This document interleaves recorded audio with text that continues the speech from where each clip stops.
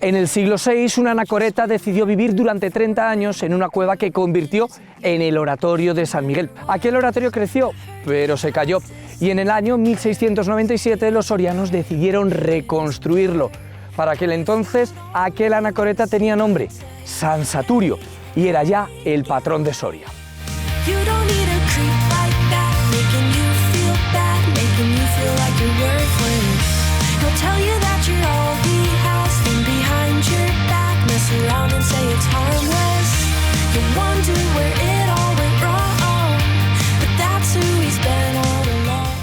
En un cortado de la Sierra de Santana se levanta un templo que cada año recibe la visita de más de 80.000 personas.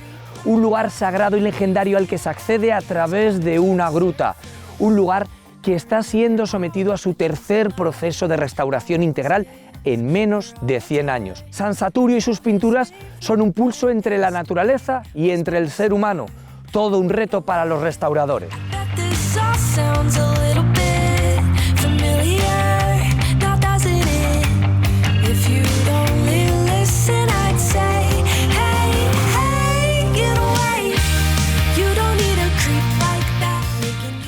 Es fundamental corregirlo, restaurarlo, pero siempre buscando un equilibrio con esa parte inmaterial, es decir, San Saturio es un monumento muy conocido en la ciudad de Soria y hay que conjugar todo ese tipo de cuestiones. Estamos actuando sobre la iglesia donde está el patrón de Soria y que tenemos que cerrar la iglesia para poder trabajar en ella, y eso nos supone también un problema cuanto que tenemos que tener muy controlado cuándo y el cómo, ¿no? Estamos hablando de intervención sobre prácticamente 400 metros cuadrados de pintura mural, con 3 retablos, una capilla, o sea que es una superficie de pintura muy amplia, en una iglesia en medio de una roca a gran altura. Entonces solamente para instalar los medios auxiliares y todas las necesidades que tenemos para llevar a cabo el trabajo supone un problema muy importante de desplazamiento de medios y de instalación, ¿no? La restauración tienes que ponerle en condiciones, recuperar esa imagen previa, pero sin olvidar ese transcurso del tiempo. Entonces, siempre tienes que estar evaluando esos dos aspectos, ¿no? A lo largo de la historia se han ido haciendo intervenciones conservativas que lo que han ido haciendo es, digamos que no han ido favoreciendo a la correcta conservación. Hemos detectado que no hay una correcta ventilación ni renovación del aire en la capilla, ¿no?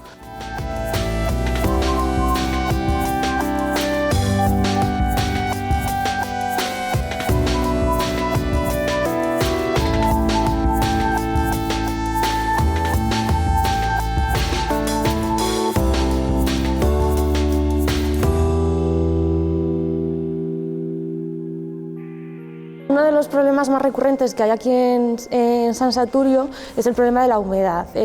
Tiene que ver mucho con el enclave en el que se encuentra y un poco la forma, bueno, la arquitectura que tiene. De hecho, en el 2014 ya hubo problemas, un desprendimiento derivado de esas sales y ahora, como veis, pues 9 años después seguimos con este problema, ¿no? La zona más afectada es esta zona, que es justo la que está en contacto con la roca viva. Pues es evidente los daños que puede provocar la humedad en la pintura. La humedad se manifiesta no solo con levantamientos, como podemos ver aquí, que hay abombamientos y algunos daños, sino también con el afloramiento de sales. El principal problema que tiene el monumento de la ermita de San Saturio, sin duda alguna, es el propio edificio, el propio inmueble, el propio monumento y su imbricación, porque digamos que cohabita con la peña, ¿no? Con una parte rocosa de una ladera a orillas del Duero. Todo eso va a condicionar, va a tener unos condicionantes medioambientales concretos y específicos en los que muchos de ellos van a derivar en problemas de conservación en el monumento.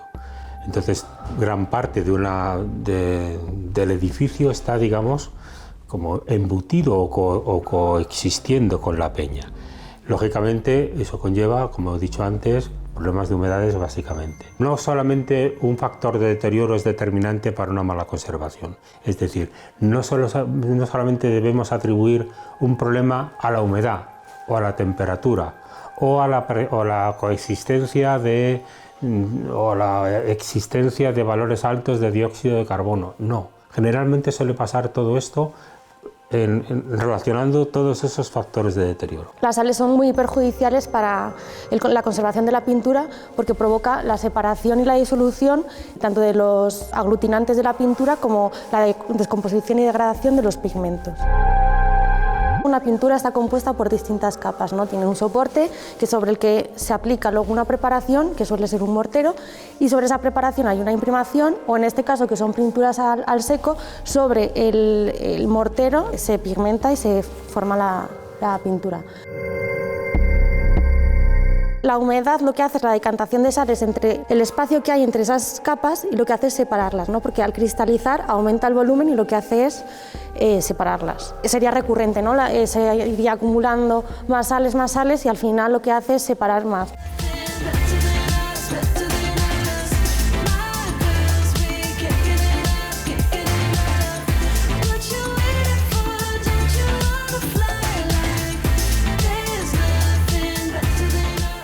Voy a realizar un procedimiento denominado fijación de policromía. Este procedimiento consiste en un proceso donde se puede ver claramente en estas zonas que la policromía está como separada del estrato del soporte. La fijación de la policromía es un tratamiento previo a la intervención o a las limpiezas, ya que si tú intervienes sobre una policromía que está todavía sin fijar, se puede tener riesgo de levantarse. Voy a emplear diferentes productos, que uno de ellos es agua-alcohol, que lo que va a hacer es eliminar ese efecto gota que va a generar este producto. Lo que se va a emplear como consolidante va a ser una dispersión acrílica del famoso Acril 33 al 10% en agua desmineralizada. Debe ir aplicada en agua desmineralizada para evitar la presencia de fluorescencias o velos o futuras aceleraciones físicas como químicas. Un poquito de agua-alcohol para aquí eliminar el efecto gota y lo remuevo el exceso con un poquito de algodón. Remuevo el exceso de agua-alcohol. Todo este tipo de alteraciones son un mundo y hay que adaptarse constantemente. No es lo mismo en esta pieza como puede ser ahí. Así que se hace de manera un poco gradual y siempre probando cómo está esa zona. Voy a emplear la cola blanca a una dispersión de 10% y interponiendo un papel melinés. Es un plástico que lo que va a hacer es que poner una interfase y no podemos tocar el original. Y con ayuda de un algodón ejerzo cierta presión para que penetre en el interior de los poros tanto del soporte como de la policromía. Y esto se debe hacer de manera continuada para ir reforzando las uniones y ya devolver su consistencia inicial.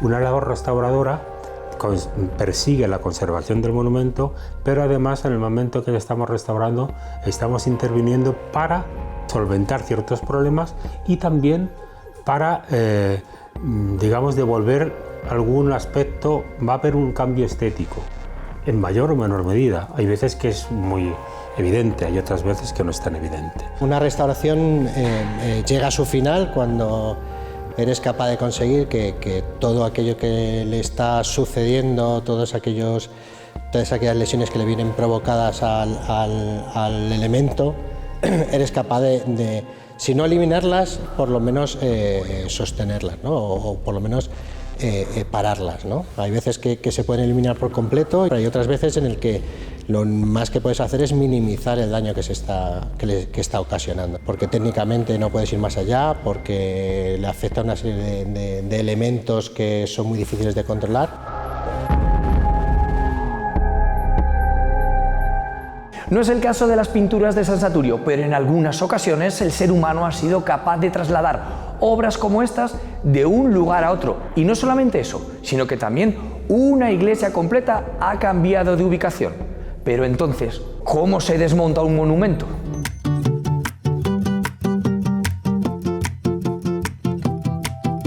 Es una de las cosas más complicadas que podemos hacer en patrimonio.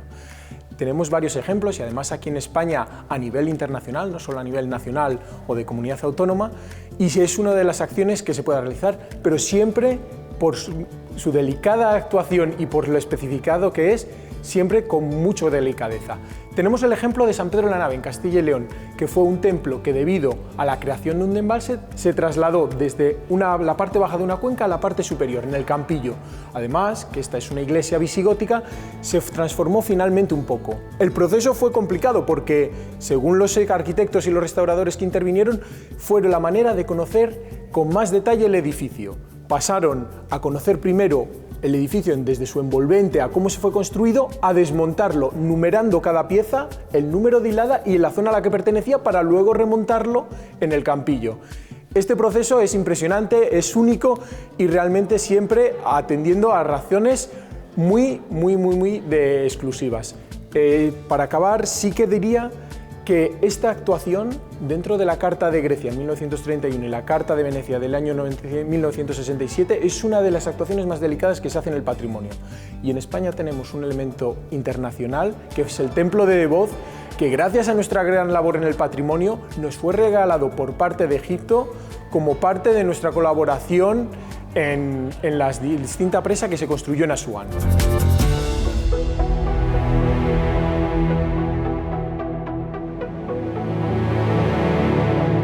Es muy importante conocer cuál es la historia material del conjunto, si ha sido intervenido o no, nos va a dar pistas del estado en el que nos lo podemos encontrar antes de poder llegar a subir a verlas, a analizar. Y poder determinar también cuáles son los tratamientos más idóneos para su restauración de la forma más adecuada, ¿no? Además también vemos un poco más de cerca la calidad, la técnica de las pinturas y podemos también valorar la necesidad que tiene la restauración, ¿no?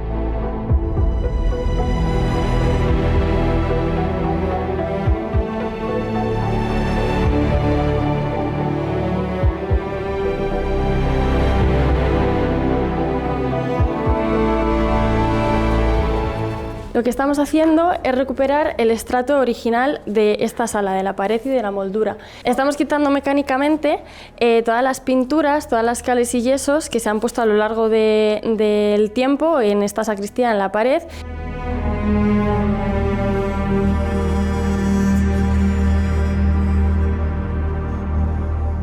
El trabajo mecánico es un trabajo físico, es decir, que no se utiliza ningún químico, ningún disolvente, ni agua, ni nada para retirar las capas. Esto lo que hace es que no utilices ningún disolvente que penetre en las diferentes capas y pueda afectar, sino que simplemente vas retirando a punta de bisturí, con espátula o con lo que la pared te pida, todas las capas de forma ordenada y teniendo cuidado de la capa anterior. Como estamos en proceso todavía trabajando, se pueden ver los diferentes estratos que ha tenido esta pared. Entonces tenemos el primero, que es el más nuevo, que es un gris más oscuro, luego tenemos uno un poquito más antiguo, que es gris claro, luego tenemos lechadas de cal entre medias y ya sale el color más cálido, que recubre toda la pared. En el caso de las molduras, lo más nuevo es este recubrimiento blanquecino y lo más antiguo y original sería lo más grisáceo y las líneas doradas. El marco azulado que tiene presenta un azulado más eléctrico, que es el más nuevo, luego un azul un pelín más ultramar antes y antes incluso un grisáceo.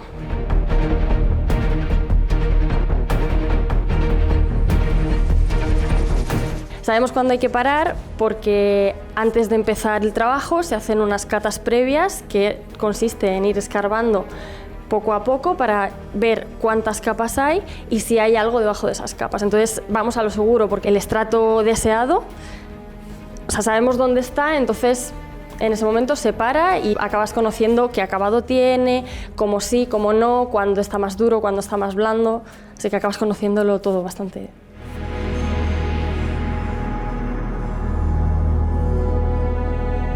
Es un trabajo tedioso, es satisfactorio, porque al final acabas viendo cómo se transforma el espacio y a veces te da alguna sorpresa y descubres un dibujo en grafito, una mancha, un resto de cera de una vela de hace 500 años. Son cosas que hacen bastante ilusión.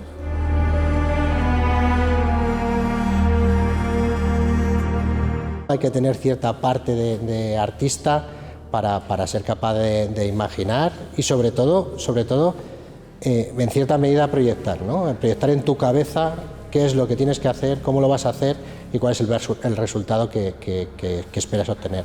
Una vez que empiezas a restaurar, no es el restaurador, no es la imaginación del restaurador el que manda. Las necesidades en realidad te las está marcando el elemento, ¿no? Te puedes retirar repintes, puede haber repintes allí donde no pensabas que los había y darte un resultado completamente diferente. El restaurador tiene que ser capaz de ver o de por lo menos imaginar, acercarse lo máximo posible a cuál va a ser el resultado final. En este caso especialmente, ¿no? En el que tenemos unas pinturas en el que va a haber sitios donde va a tener que reintegrar, va a haber lagunas donde él va a tener que reintegrar cromáticamente, es decir, sitios donde se ha perdido la capa pictórica va a tener que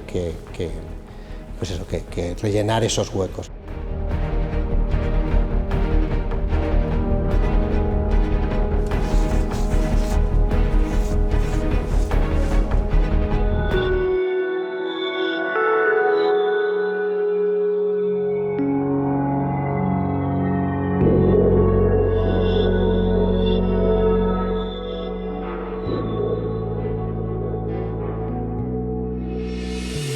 Aquí en la torre hubo viviendo un campanero durante más de 400 años, estuvo viviendo hasta el año 1950. En ese momento ya se empiezan a electrificar y a modernizar las campanas y ya sigue trabajando durante unos años más, pero ya no viviendo en la catedral. Mirad, uno de los elementos más curiosos relacionados con el día a día de la vida del campanero es este llamador que tenemos aquí. Esto es un llamador para la torre que es básicamente un hueco excavado en la piedra en el que cuando golpeas dentro con una de estas rocas pequeñas, la propia torre actúa como caja de resonancia y hace que el sonido suba hasta arriba con la misma intensidad que salió de abajo. Por lo tanto, como os digo, es un poco como un timbre, pero del siglo XVI, con tecnología del siglo XVI. Pues mirad, si golpeamos aquí, el sonido sube hasta arriba del todo porque al estar hueca la torre hasta la casa del campanero al final actúa un poco como un tambor, ¿no? Es como un instrumento de percusión. Pues si queréis desde aquí podemos subir hasta la casa del campanero que la tenemos unos 30 metros por encima.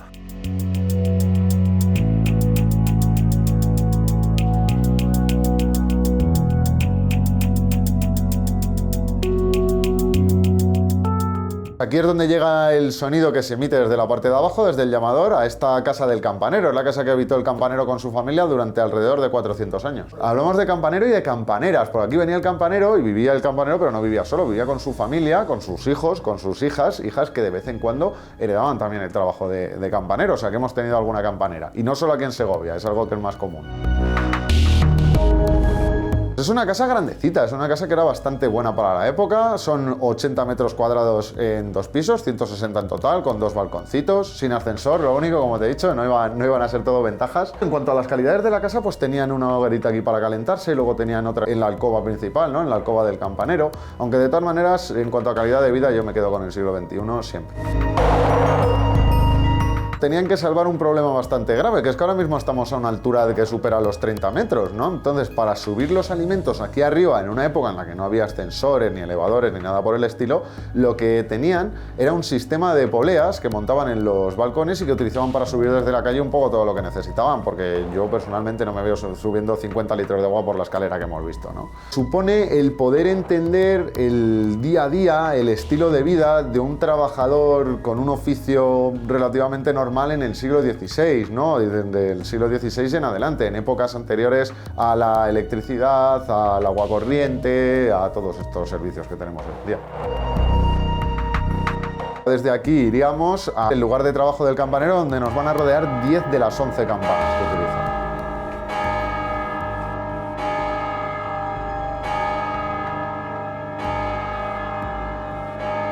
La fase constructiva en la que se incluye la torre es la primera, que iría desde 1525 hasta 1568. Se hace en estos 46 años, si no me equivoco. Venimos ahora mismo desde la casa del campanero para su lugar de trabajo, el cuerpo de campanas, ¿no? Este es el punto final de la visita a la torre, donde terminamos ya de subir los 190 escalones, que son el total de la visita, para que nos rodeen las mejores vistas de la ciudad y algunas de las campanas, de las herramientas de trabajo del campanero. Estuvo hasta 1970, hasta principios de la década de los 70, recuerdo desde principios del siglo XVI. Esos son más de 400 años de oficio.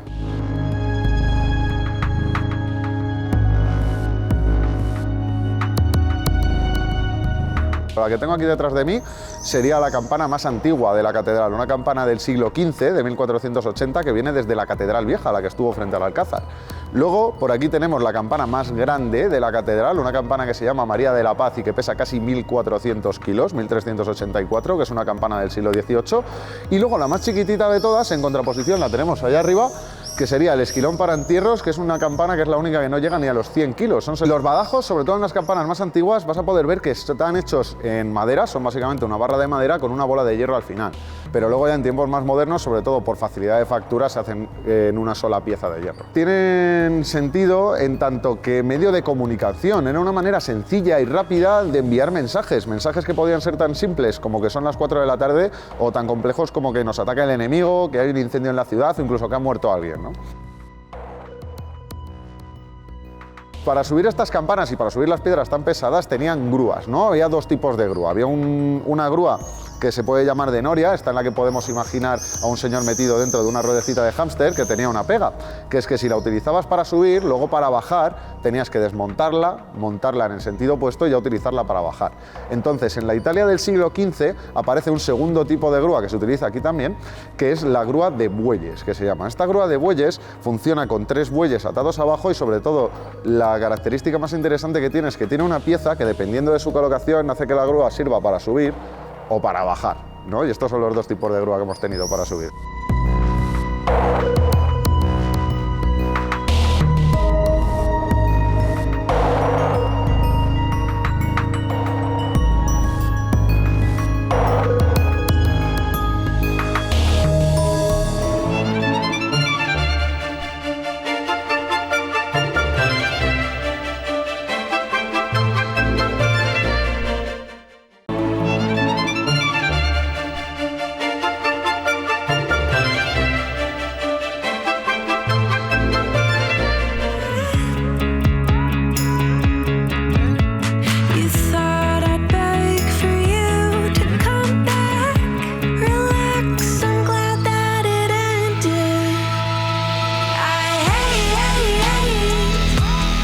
Con estas eran 7 las grandes intervenciones a las que ha sido sometida la ermita de San Saturio.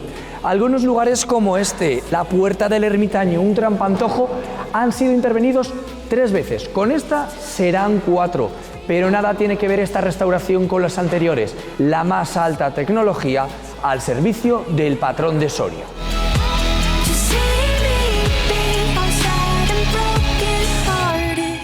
Partimos siempre de unos estudios previos. Esos estudios previos nos han llevado en torno a 6-7 meses de trabajo. Se hace el diagnóstico, se ve la problemática que tiene y se hace una propuesta de intervención. Tengo sospechas de que ahí está ocurriendo algo que no debería ocurrir, que haya un problema de deterioros. Entonces, frente a eso, lo que se colocan es una serie de diferentes sistemas de sensores, de nodos, que lo que nos van a dar es temperatura y humedad ambiental y de contacto. Y también una cosa muy importante es que tenemos que relacionar esos datos con los del exterior, de lluvia, de humedad, de luz, de solarización, de temperatura. Esta parte previa es la que dice queremos intervenir de esta manera y se pretende llegar a este fin, ¿no?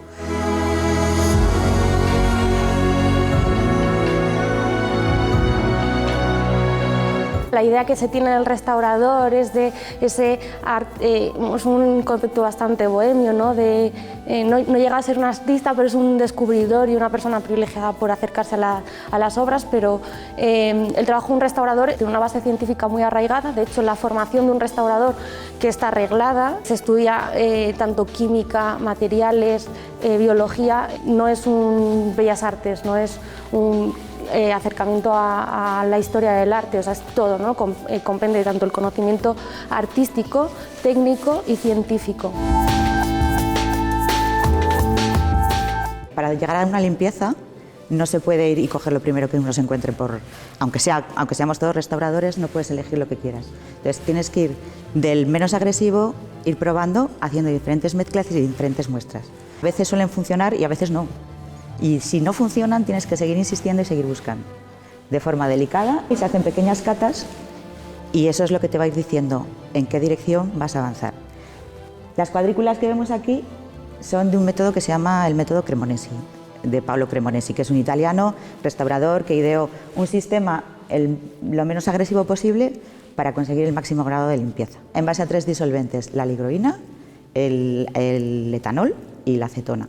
Entonces, con las mezclas en diferentes proporciones de esos 3 ingredientes, se consiguen diferentes tipos de limpieza, o diferentes grados de limpieza, mejor dicho.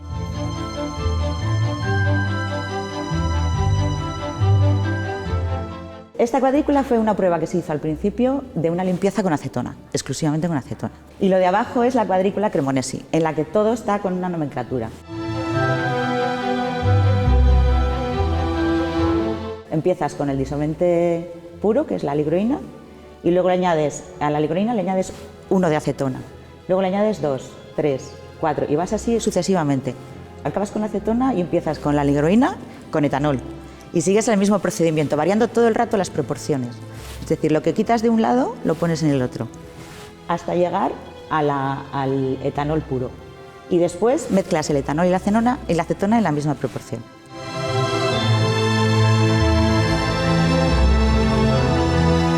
Vamos recogiendo todos los hisopos y hacemos la misma cuadrícula que está ahí, pero aquí, de cada uno de los disolventes. Cada cuadrícula es una prueba diferente y todas quedan reflejadas aquí, es decir, cada hisopo que se utiliza luego se pega para ver el resultado de todas las pruebas. Por ejemplo, en esta, que es el que ha obtenido peores resultados, corresponde al intra-2 de ese arco. Ninguna de las mezclas ha conseguido apenas un resultado. Casi ninguna de las mezclas funciona. No te ayudaría a decidir ninguna de las siguientes pruebas de limpieza ni los métodos de limpieza. Nada de magia, es todo ciencia pura. Ciencia pura porque además intervienen factores ambientales, interviene la humedad del muro, intervienen las sales que están en este momento en eflorescencia, porque dependiendo de la época del año se activan o se desactivan. Todo eso, más la contaminación, más el humo, más los productos utilizados anteriormente, te dan que tienes que buscar un resultado mejor sin dañar nada de lo que tienes delante.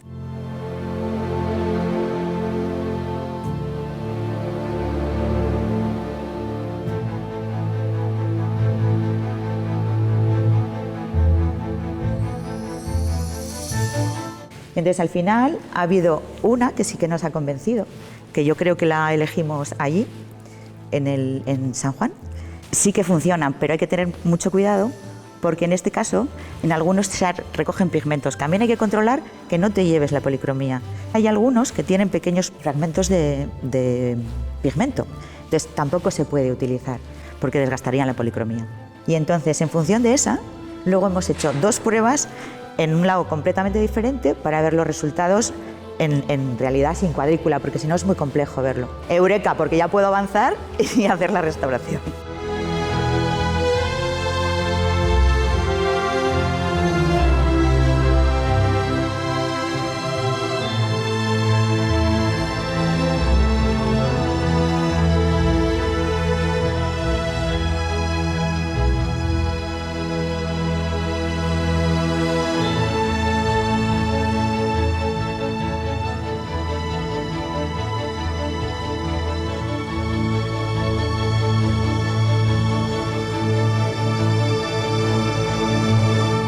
Las catedrales e iglesias se han convertido en muchas ocasiones en verdaderos centros de peregrinación.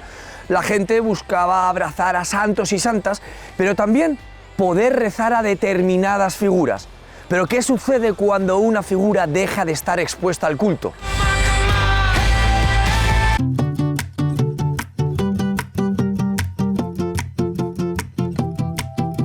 Este es un caso muy singular que se da o se daba con mucha frecuencia antes. Cuando antiguamente los obispos hacían visitas a las parroquias, a las iglesias, si veían alguna imagen que estaba deteriorada, estropeada, la mandaban retirar del culto. Eran imágenes sagradas, estaban sacralizadas y por ley no podían destruirlas. Por respeto no podían quemarlas o deshacerlas.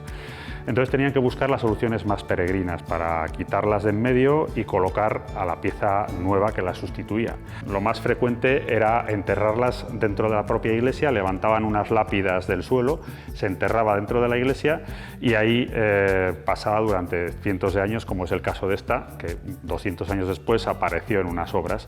Y esto es lo que queda de esa imagen de una virgen con niño, probablemente del siglo XV, XVI. Nos ha llegado lo que queda, lo que ha aguantado después del ataque de hongos de pudrición y de estar 200 años enterrada bajo las piedras de la iglesia. Pero también en ocasiones se buscaban otras soluciones muy peregrinas, como por ejemplo se las ocultaba en una pared, en una obra que se estaba haciendo, se las emparedaba, se cerraba la pared, se dejaban dentro de esa pared, o se las colocaba en el fondo de una cueva del pueblo, o en el hueco de un roble o un olmo del monte. Y de ahí viene también esa historia o esas tradiciones en las que nos hablan de la Virgen del Robledillo, la Virgen de la Cueva, la Virgen de la Encina, que 200 años después alguien entraba en esa cueva y se encontraba una Virgen que llevaba oculta allí cientos de años.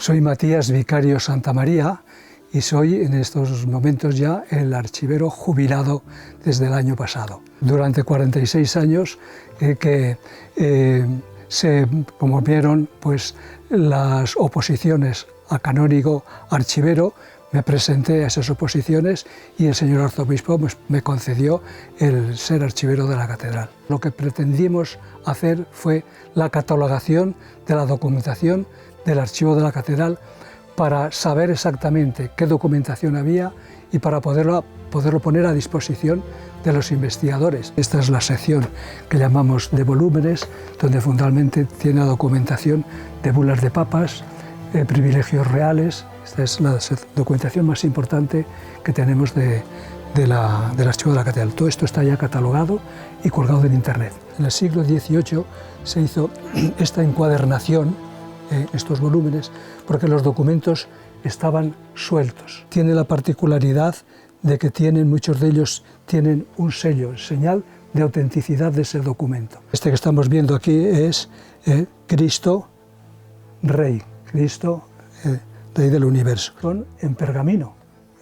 Como veis, pergamino en esta parte más blanca, la carne del animal, de un cordero, de una vaca, etcétera, una ternera, y esto más oscuro, que es la parte de la piel. La mayor parte, que son documentos que vienen de Roma, son bulas de los papas, etcétera, son sellos de aquí de Castilla y de León. Tenemos el sello de Castilla y León y del rey a caballo también. Dentro de este documento va un papelito en el que pone este sello, pertenece al volumen 2, parte segunda, folio 8.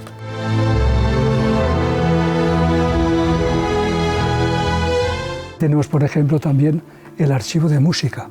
En la catedral hay un compañero, un sacerdote canónigo, que es el maestro de capilla, encargado de la música de la catedral, con la obligación de componer pues, un villancico, una misa, un credo, una salve, etcétera. Y entonces aquí tenemos todas las composiciones de los maestros de capilla desde el siglo XVI. Música dormida, en estos momentos es música dormida. Entonces lo que pretendemos es reavivar, es despertar esta música que hay aquí. Cuando yo me hice cargo del archivo, no sabía lo que había en el archivo, ¿no? Y entonces, pues con mucha frecuencia te encuentras con documentación que no te esperabas encontrar, ¿no? Por eso, pues no cabe la menor duda que cada día vas cuando coges un documento vas siempre con la ilusión de a ver qué es lo que contiene, a ver si aquí encuentro pues una noticia que cambie la historia universal, ¿verdad? Después pues, te encuentras, pues, son cosas pues, más corrientes y más normales de la vida cotidiana de la sociedad y del cabildo. En este volumen tenemos pues algunos documentos pues, interesantísimos, como por ejemplo los privilegios reales, donaciones del rey pues a la catedral, diversos tipos de documentación. Son privilegios reales rodados, se llaman rodados precisamente porque el sello del rey está en forma redonda, de 600, 700 años que tiene este documento, pues ve cómo todavía se conserva pues, las miniaturas y los colores, ¿no? Estamos en una etapa en que se está cogiendo, hay sensibilidad ya por todos estos temas. De alguna manera estamos colaborando, que por lo menos aquí en Burgos, ¿verdad? Pues se esté cogiendo pues, interés por toda esta documentación.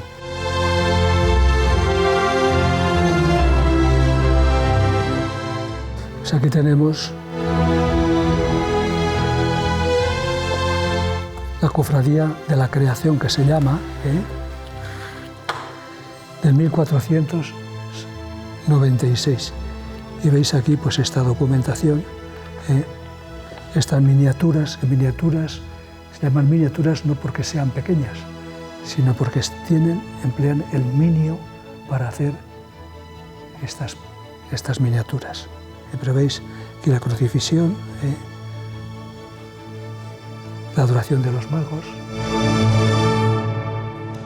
Los bancos, las velas y los fieles han sido sustituidos por andamios, herramientas y por una legión de profesionales que mira cara a cara a las pinturas que el sacerdote Zapata pintó entre 1704 y 1708 y cuya extensión supera a la de una pista de tenis.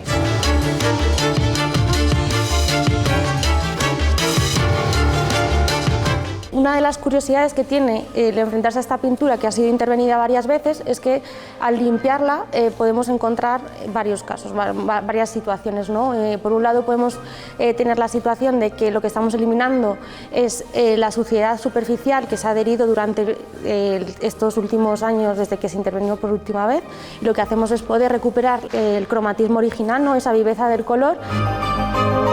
Y en otro caso es que esas pinturas se repintaron en algún momento, que podemos tener más o menos constancia de ese momento, y lo que se hace es eliminar esa capa de repinte para recuperar la policromía original que se conserva debajo de esas pinturas. Eliminar un repinte y poder ver que se ha conservado esa policromía original, yo creo que es como la panacea, lo mejor que puede pasar, ¿no? Porque al final es recuperar el sentido de la obra, la idea y la concepción que tenía el artista que la concibió, y también recuperar todo lo que es el conjunto artístico y tal y como estaba concebido.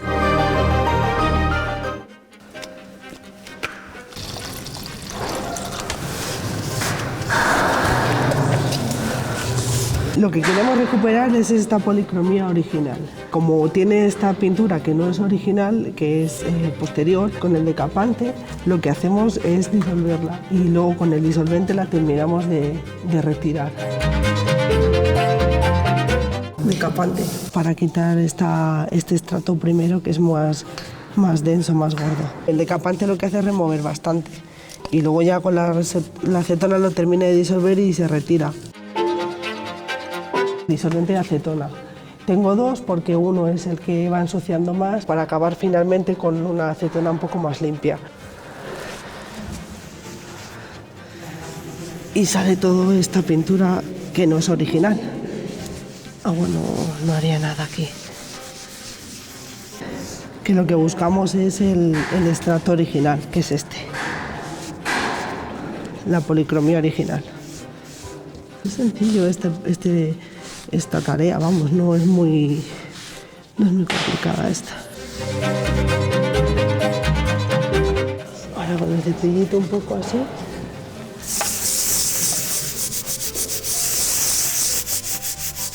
Y el cepillo, para poder sacar de esta rugosidad, pues poder sacar esta pintura que queda. Me ayuda a terminar de sacar lo que está más metido de las hendiduras.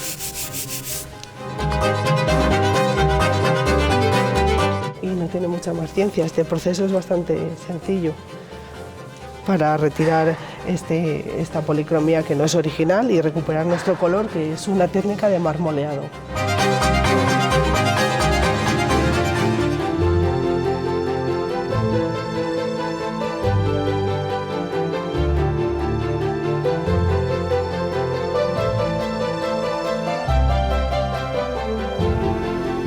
El hecho de que sea el lugar donde está, las propias decoraciones que tiene, incluso hasta la propia arquitectura, ¿no? Es algo que al final siempre tienes muy en cuenta a la hora de afrontar o de acercarte a algún proyecto, no es la singularidad, ¿no? Y en este caso pues es que cumple muchas de